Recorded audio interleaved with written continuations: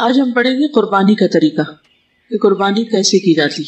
سب سے اہم بات یہ کہ نبی صلی اللہ علیہ وسلم کے طریقے پر قربانی ہونی چاہیے. نبی صلی اللہ علیہ وسلم نے عید الاضحیٰ کی نماز کے بعد خطبہ دیتے ہوئے فرمایا کہ جس شخص نے ہماری نماز کسی نماز پڑھی جیسے ہم نے پڑھی ایسی ہی نماز پڑھی اور ہماری قربانی کی طرح قربانی کی, اس کی قربانی صحیح ہوئی. تو اس معاملے میں بھی ہمیں نبی صلی اللہ علیہ وسلم کا اتباع کرنا ہوگا, تب ہماری قربانی عبادت کا درجہ قرار پائے گی. اگر ہم نے اس میں خود ساختہ طریقے اختیار کیے تو درست نہیں ہوں گے.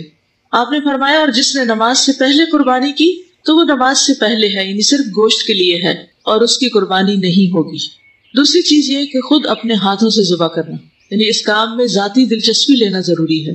نبی صلی اللہ علیہ وسلم سینگ والے 2 چتکبرے مینڈوں کی قربانی کیا کرتے تھے. چتکبرے کا مطلب یہ کہ 2 رنگوں کے. اور آپ صلی اللہ علیہ وسلم اپنا پاؤں ان کی گردنوں کے اوپر رکھتے تھے, یعنی پاؤں کے ساتھ سہارا دیتے تھے. یہ نہیں کہ گردن پہ پاؤں رکھ کے چڑھ جاتے تھے, ایسا مطلب نہیں ہے. اور انہیں اپنے ہاتھ سے ذبح کرتے تھے, یعنی خود ذبح کیا کرتے تھے. لیکن اس کا یہ مطلب نہیں کہ انسان کسی دوسرے سے مدد نہیں لے سکتا. ذبح کرتے وقت دوسروں سے مدد بھی لی جا سکتی ہے. ایک انصاری صحابی سے مروی ہے کہ رسول اللہ صلی اللہ علیہ وسلم نے قربانی کا جانور ذبح کرنے کے لیے پہلو کے بل لٹایا تو ایک آدمی سے فرمایا کہ قربانی میں میرا ہاتھ بٹاؤ, یعنی میری مدد کرو جانور کو پکڑنے میں, اس کو لٹانے میں, اس کو ذبح کرنے میں. چنانچہ اس نے نبی صلی اللہ علیہ وسلم کا ہاتھ بٹایا, خصوصاً اگر گائے کی قربانی ہو تو. پھر اسی طرح یہ کہ جو کام آپ کو اس میں سے آتا ہو اس میں آگے بڑھ کر دوسروں کی مدد کرنی چاہیے. رسول اللہ صلی اللہ علیہ وسلم ایک لڑکے کے قریب سے گزر رہے تھے. وہ بکری کی کھال اتار رہا تھا اکیلا, تو آپ نے اس سے فرمایا ایک طرف ہو جاؤ, میں تمہیں کھال اتارنا سکھاتا ہوں کہ کیسے کھال اتاری جاتی ہے. رسول اللہ صلی اللہ علیہ وسلم نے اپنا ہاتھ کھال اور گوشت کے درمیان رکھا, کھال کے اندر ایک طرح سے ہاتھ رکھا, گوشت سے اوپر, اور ہاتھ سے اس کو بیچ میں سے ہٹانا شروع کیا, چھیلنا شروع کیا اور اسے زور سے داخل فرمایا حتیٰ کہ باغل تک بازو چھپ گیا, یعنی آپ کا یہ بازو سارا بکری کے اندر چلا گیا, یعنی اندر تک دور تک اپنے ہاتھ سے آپ کھال اتار رہے تھے. اور فرمایا لڑکے اس طرح کھال اتارا کرو, اور پھر آپ چل دیے. پھر اسی طرح بیوی کا قربانی کرنے میں شوہر کی مدد کرنا, یعنی بعض اوقات انسان باہر والوں کی مدد دیتا ہے قصائی وغیرہ کی, اور بعض اوقات گھر کے لوگ ہی مل جل کر کام کر لیتے ہیں, اور اس سے آپس کا پیار محبت بھی اور زیادہ بڑھتی ہے جب شوہر بیوی کے اور بیوی شوہر کے کاموں میں ایک دوسرے کا ہاتھ بٹائیں. حضرت عائشہ سے روایت ہے کہ رسول اللہ صلی اللہ علیہ وسلم نے ایک ایسا سینگ والا دمبا لانے کا حکم فرمایا کہ جو سیاہی میں چلتا ہو اور سیاہی میں بیٹھتا ہو اور سیاہی میں دیکھتا ہو, یعنی اس کا چہرہ بھی کالا ہو اور پاؤں کالے, ہاتھ پاؤں کالے. جب ایسا دمبا آپ کی خدمت میں لایا گیا تو آپ صلی اللہ علیہ وسلم تاکہ اس کی قربانی کریں, اور تو آپ نے حضرت عائشہ سے فرمایا کہ عائشہ چھری لاؤ. تو پھر حضرت عائشہ چھری لائیں تو آپ نے اس کو ذبح کیا. تو اس میں یہ ہوتا ہے کہ ذبح کرنے میں صرف جانور کو کاٹنا ہی مقصود نہیں ہوتا, اس میں بہت سے کام ہوتے ہیں. اس میں پانی وہاں رکھنا ہوتا ہے, جانور کو پہلے پانی پلا لیتے ہیں, پھر جگہ بناتے ہیں, رسی وغیرہ کی بازو کا ضرورت ہوتی ہے, اور پھر کاٹنے کے بعد خون نکلتا ہے تو اس کو دھونا, صاف کرنا, پھر جھول وغیرہ ہوتی ہے. جھول کا پتہ نا, جھول کس کو کہتے ہیں جی, اس کی اوجڑی وغیرہ, ٹھیک ہے, اس کی جو اوجڑی اور آنتے وغیرہ نہیں اندر سے نکلتی, یہ جھول ہوتی ہے, ٹھیک. تو اس کو ہٹانا. اسی طرح بازو کا سری اور پائے وغیرہ الگ کر کے رکھ دیے جاتے ہیں. تو اس میں اگر ابو قربانی کر رہے ہیں اور کھال اتار رہے ہیں تو امی ساتھ کیا کر سکتی ہیں, اور بیٹیاں کیا کر سکتی ہیں, اور بیٹے کیا کر سکتے ہیں. اور پھر اس کے بعد یعنی سارے مل کے اس کی پوری مینجمنٹ کر لیں, اور پھر اس کو اچھے طریقے سے جب گوشت وغیرہ کٹ جائے تو پھر اس کی پیکنگ اور اس کی تقسیم, اس کام میں بھی شریک ہونا چاہیے, اور بچوں کو بھی اس میں شریک کرنا چاہیے. ساری سنت سے محروم ہو جاتے ہیں, اس لیے کچھ نہ کچھ گھر میں ضرور کرنا چاہیے. جیسے نبی صلی اللہ علیہ وسلم 2 مینڈے کیا کرتے, تو آپ اگر 2 کر رہے ہیں تو ایک دے دیں اور ایک گھر میں کر لیں. لیکن اس کو سیلیبریٹ کرنا ایک طرح سے, اور اس پورے عمل میں شریک ہونا جو ہے, اس سے وہ روح آتی ہے انسان کے اندر. اگر وہ کہے نہیں میں تو گوشت کو ہاتھ نہیں لگاتی, اور تم میرے سامنے کٹا میں تو کھاؤں گی بھی نہیں, اور ہائے ہائے یہ بال کیسے ہیں اس کے, یہ دم بھی ہوتی ہے اس کی, اور یہ تو جھول ہے, اور اس طرح کے بہت سے نخرے کر کے عام طور پر لڑکیاں پیچھے ہٹ جاتی ہیں کام سے. تو یہ نہیں ہونا چاہیے. کچھ بھی ہو اس کو سنت سمجھ کر آگے بڑھنا ہے, ہاتھ لگانا ہے, تقسیم کرنا ہے, دینا ہے, اور اللہ کا شکر ادا کریں کہ آپ کے جسم صحیح سلامت ہے, آپ یہ سب کچھ ابھی کر سکتے ہیں, تو یہ کام کر لیں. اور ان سارے کاموں کے کرنے میں آپ کے دل میں خیال کیا ہونا چاہیے کہ سنت ابراہیمی کو زندہ کر رہے ہیں. وہ اللہ کے دوست تھے, ان کے طریقے کو فالو کرتے ہوئے شاید اللہ سبحانہ وتعالیٰ ہم سے محبت کرے, یعنی اللہ کی محبت میں یہ کام کرنا ہے. ٹھیک ہے, اس کو بوجھ سمجھ کے نہیں کرنا, مصیبت سمجھ کے نہیں کرنا, اور کام کرتے ہوئے بہت باتیں نہیں بنانی، باتیں ہی نہیں کرتے چلے جانا. کچھ لوگوں کو میں نے دیکھا ہے کہ چاہے وہ کوئی بھی کام کر رہے ہوں وہ بولتے بہت ہیں. حتیٰ کہ آج مجھے کسی نے بتایا کہ وہ کسی کے غسل میں شریک تھی، آج کسی کی ڈیتھ ہو گئی، تو جو غسل دے رہی تھی وہ مسلسل باتیں کیے جا رہی تھی. ہم دیکھیے کہ میت کو ہاتھ لگاتے وقت اس وقت انسان کو اپنی آخرت یاد کرنی چاہیے، اپنے آپ کو وہاں رکھ کے دیکھنا چاہیے. اس سے کئی اور سبق انسان کو مل سکتے ہیں کہ جس طرح میت اب اپنے لیے کچھ نہیں کر سکتی، ایک دن میں بھی اس ٹیبل پر یا اس چارپائی پر ہوں گی، اپنے لیے کچھ نہیں کر سکوں گی. میں اپنے لیے کیا چاہوں گی کہ مجھے کس طرح ہاتھ لگایا جائے، اسی طرح اس کو ہاتھ لگایا جائے. یہ کئی سبق ہو سکتے ہیں. اور اگر ہم صرف باتیں کرتے چلے جائیں تو غور و فکر کرنا کم ہو جاتا ہے، اور پھر استغفار کرنا اور اللہ کی یاد اور موت سے جو عبرت ہے وہ ختم ہو جاتی. تو ہر وقت نہیں بولتے، اس کا یہ مطلب یہ نہیں کہ ایسی چپ ساتھ لیتے ہیں کہ بالکل ہی نہیں بولتے، یعنی کہ آپ ضرور بات کریں لیکن ایک ایسا شغل نہ لگا لیں کہ جس میں پھر روح چلی جائے، کسی ایکسٹریم پر نہ ہو. یعنی آپ بات بھی کریں اور خوشگوار ماحول بھی رکھیں لیکن ٹو مچ ٹاکنگ نہ ہو. اس میں سے جو چیزیں سمجھ میں آ رہی ہوں، جو سبق نکل رہے ہوں، ان کو ضرور آپس میں ایک دوسرے سے شیئر کریں. اور ہو سکے تو تھوڑا سا یعنی گوشت، خون، ان سارے جو اعضاء ہیں، ان کی فنکشننگ ہے، ان کی جو حقیقت ہے اس کے بارے میں کچھ پڑھ بھی لیں. خون کس چیز سے بنا ہوتا ہے، دل کیسے کام کرتا ہے، پھیپھڑے کیسے، کیونکہ اگر بکرے کے پھیپھڑے سلامت نکالیں نا، اس کی جو پائپ ہوتی ہے اس کے ساتھ اگر اس میں ہوا بھرے تو وہ پھولنے بھی لگتے ہیں. کہ کس طرح پھولتے ہیں، اسپنجی ہوتے ہیں کہ کس قسم کے ہوتے ہیں، اسپلین کس کو کہتے ہیں، اور کڈنیز کیسے ہوتے ہیں. ہم تو کٹے ہوئے کڈنی کھاتے ہیں، ہم سمجھتے ہیں کڈنی ایسے ہی آدھا سا ہوتا ہے. کڈنی کی اصل شیپ کیا ہوتی ہے. تو اس میں بچوں کو سکھائیں، بلکہ اپنے آس پاس کے جو بچے ہیں ان کو ایک ایک چیز سکھائیں. وینز کون سی ہیں، آرٹریز کون سی ہیں، اور اس میں اور یہ سب کچھ کیا ہوگا، اللہ کی تخلیق پر غور کرنا ہوگا کہ گوشت ہڈیوں کے ساتھ کیسے جڑا ہوا ہے. تو ان اعضاء کو دیکھ کر ہم اپنے بچوں کو بہت کچھ سکھا بھی سکتے ہیں. تو مومن کا ہر کام بامقصد ہوتا ہے، صرف شغل نہیں ہوتا، صرف سیلیبریشن نہیں ہوتی، ہر چیز بامقصد. پھر اگر عورت اپنے ہاتھ سے قربانی کر رہی ہے تو بھی ٹھیک ہے، اگر اتنی ہمت ہے، اتنی طاقت ہے. اور پھر اپنی بیٹیوں کو بھی شریک کرنا. ابو موسیٰ اشعری رضی اللہ عنہ نے اپنی بیٹیوں سے کہا کہ اپنی قربانی وہ اپنے ہاتھ سے ہی ذبح کریں، اپنا اپنا کام خود کریں.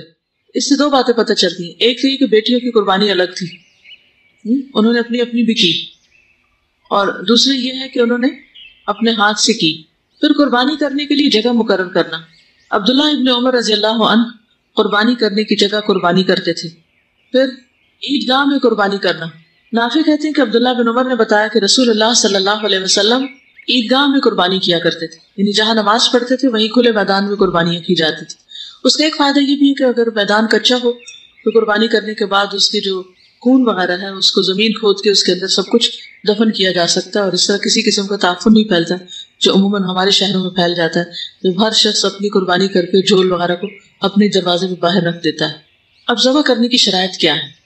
اچھے طریقے سے ذبح کرنے کے لیے چند شروط کا ہونا ضروری ہے. ذبح کرنے والے کا اہلیت والا ہونا، یا وہ مسلمان ہو یا اہل کتاب میں سے ہو، کیونکہ اہل کتاب کا ذبیحہ بھی کھایا جا سکتا ہے. لیکن اگر بت پرست ہو تو اس کا ذبیحہ نہیں کھا سکتے. یعنی اگر آپ کسائی بلا رہے ہیں تو وہ مسلم ہونا چاہیے، نمازی ہونا چاہیے، یا پھر اہل کتاب میں سے ہونا چاہیے. نماز مسلمان ہونے کے لیے شرط ہے نا، تو آپ ضرور کسائی سے پوچھیں نماز پڑھتا ہے کہ نہیں. اسی طرح مرتد کا ذبیحہ بھی جائز نہیں، کہ ایک شخص سو کالڈ مسلم ہے لیکن وہ اسلام کے خلاف باتیں کرتا ہے، نبی صلی اللہ علیہ وسلم کا مذاق اڑاتا ہے یا دین کی چیزوں کا مذاق اڑاتا ہے، تو اس سے بھی ہوشیار رہیں. اور یہ نمازی کی شرط جو ہے یہ امام نووی نے لگائی ہے، الاربعین النوویہ والے جو ہیں. اور اہل کتاب کے ذبیحہ کے حلال ہونے کی دلیل کیا ہے؟ وَطَعَامُ الَّذِينَ أُوتُوا الْكِتَابَ حِلٌّ لَكُمْ وَطَعَامُكُمْ حِلٌّ لَهُمْ. اہل کتاب کا کھانا تمہارے لیے حلال اور تمہارا کھانا ان کے لیے. ابن عباس کہتے ہیں کہ طعام سے مراد ما ذبحوہ، وہ کھانا ہے جس کو انہوں نے ذبح کیا، اور اگر ذبح نہیں کیا تو وہ نہیں کھا سکتے. کیونکہ بعض لوگ یہ کہتے ہیں کہ ٹھیک ہے کرسچنس کے گھر سے کچھ بھی کھا سکتے ہیں، ہو سکتا ہے انہوں نے خنزیر پکا رکھا ہو، پھر تو ایسی صورت میں سے آنکھیں بند کر کے نہیں کھایا جا سکتا. طعام سے مراد جو انہوں نے صحیح حلال چیز کو پکایا ہوا. پھر اسی طرح ذبح کرنے والے کا آلہ درست ہونا چاہیے، یعنی چھری شارپ ہونی چاہیے. اور چھری جو ہے وہ لوہے کی بھی ہو سکتی ہے، چاندی کی بھی ہو سکتی ہے، سونے کی بھی ہو سکتی ہے.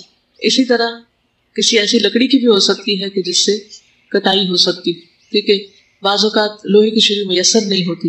لیکن شرط یہ ہے کہ وہ تیز ہو. دانت اور ناخن کے علاوہ جو چیز جانور کا خون بہا دے، دانت اور ناخن، اور اس پر اللہ کا نام بھی لیا گیا ہو، اسے کھایا جا سکتا ہے۔ ما انہر الدم وذکر اسم اللہ علیہ فکلوہ، پھر چھری کی دھار کو تیز کرنا لازم ہے کیونکہ اس سے ذبیحہ کے لیے آسانی ہوتی ہے۔ اگر کوئی ذبح کرنے والا کسی ایسی چیز سے ذبح کر رہا ہے جس سے جانور کو بہت تکلیف ہو رہی ہے تو ذبح کرنے والا گناہگار ہوگا، ایسا کرنا ظلم ہے، تو چھری کو اچھی طرح تیز کرنا چاہیے۔ اسی طرح جانور کے سامنے چھری نہیں تیز کرنی چاہیے۔ عبداللہ ابن عباس کہتے ہیں کہ رسول اللہ صلی اللہ علیہ وسلم ایک آدمی کے پاس سے گزرے جو اپنا پاؤں بکری کے پہلو پر رکھ کر چھری تیز کر رہا تھا، یعنی بکری لٹائی ہوئی تھی اور اس کے منہ کے سامنے چھری تیز ہو رہی تھی اور وہ اسے کنکھیوں سے دیکھ رہی تھی، یعنی بکری دیکھ رہی تھی کہ چھری تیز ہو رہی تھی۔ آپ نے فرمایا یہ کام پہلے کیوں نہیں کیا؟ کیا تو اسے 2 دفعہ ذبح کرنا چاہتا ہے؟ یعنی یہ بیچاری دیکھ رہی ہے کہ ذبح ہونے والی ہے اور پھر اس کے بعد تم اسے ذبح کرو گے تو یہ طریقہ ٹھیک نہیں۔ اسی طرح ایک جانور کے سامنے دوسرا جانور ذبح نہیں کرنا چاہیے۔ ابن قدامہ کہتے ہیں کہ ایسا کرنا مکروہ ہے کہ ایک بکری ذبح ہو رہی ہو اور دوسری اس کو دیکھ رہی ہو۔ ذبح کرتے ہوئے رحم کرنا چاہیے، یعنی اس وقت اپنے آپ کو بھی کام ڈاؤن رکھنا چاہیے اور پیار سے کرنا چاہیے۔ نبی صلی اللہ علیہ وسلم نے فرمایا جس نے رحم کیا، اگرچہ چڑیا کو ذبح کرنے کا معاملہ ہو، اللہ تعالیٰ روز قیامت اس پر رحم فرمائے گا۔ ارحموا من فی الارض یرحمکم من فی السماء، زمین والوں پہ تم رحم کرو، آسمان والا تم پر رحم کرے گا۔ ہر ایک کے ساتھ رحمت کا معاملہ، تو احسن طریقے سے جانور کو راحت پہنچاتے ہوئے عمدہ طریقے سے ذبح کرنا چاہیے۔ صحیح مسلم کی روایت ہے، ان اللہ کتب الاحسان علی کل شیء، بے شک اللہ نے ہر چیز پر احسان کو واجب کیا ہے۔ فَإِذَا قَتَلْتُمْ فَأَحْسِنُوا الْقِتْلَةَ، پھر جب تم قتل کرو تو اچھی طرح قتل کرو، یعنی اچھے طریقے سے کرو۔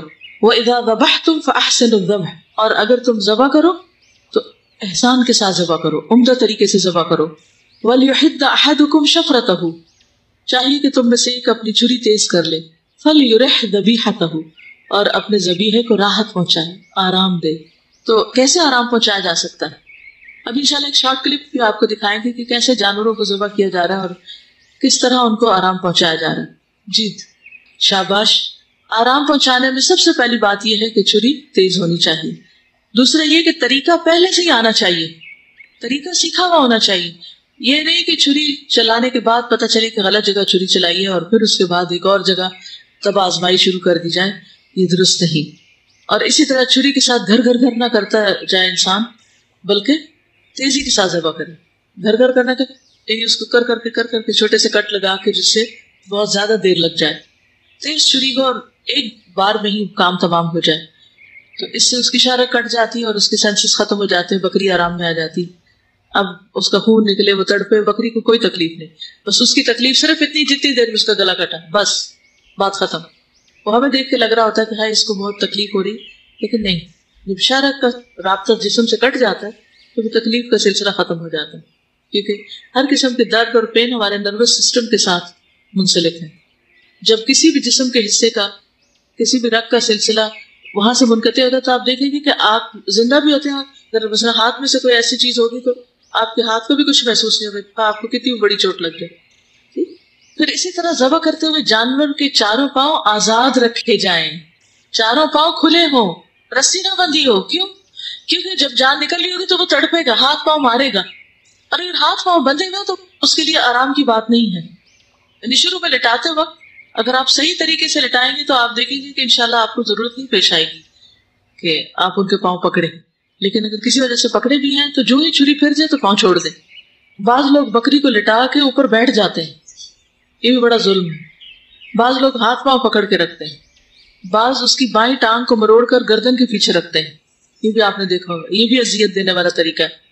تو جانوروں کے ہاتھ پاؤں باندھ کر ذبح کرنے کی مذمت کی گئی ہے، ممانعت کی گئی ہے۔ رسول اللہ صلی اللہ علیہ وسلم نے منع فرمایا کہ جانوروں کو باندھا جائے اور قتل کیا جائے۔ پھر اسی طرح بسم اللہ اللہ اکبر پڑھ کر تکبیر کہہ کے ذبح کرنا چاہیے، کیونکہ اس سے جانور حلال ہوتا ہے۔ اگر اللہ کا نام نہ لیا جائے تو قرآن مجید میں کیا آتا ہے؟ وَلَا تَأْكُلُوا مِمَّا لَمْ يُذْكَرِ اسْمُ اللَّهِ عَلَيْهِ، وہ چیز نہ کھاؤ جس پر اللہ کا نام نہ لیا گیا ہو۔ حدیث میں آتا ہے، صحیح بخاری کی روایت ہے، مَا أَنْهَرَ الدَّمَ وَذُكِرَ اسْمُ اللَّهِ عَلَيْهِ فَكُلْ، جو چیز خون بہا دے اور ذبح کرتے وقت اس پر اللہ تعالیٰ کا نام بھی لیا گیا ہو تو اس کا گوشت کھانا حلال ہے۔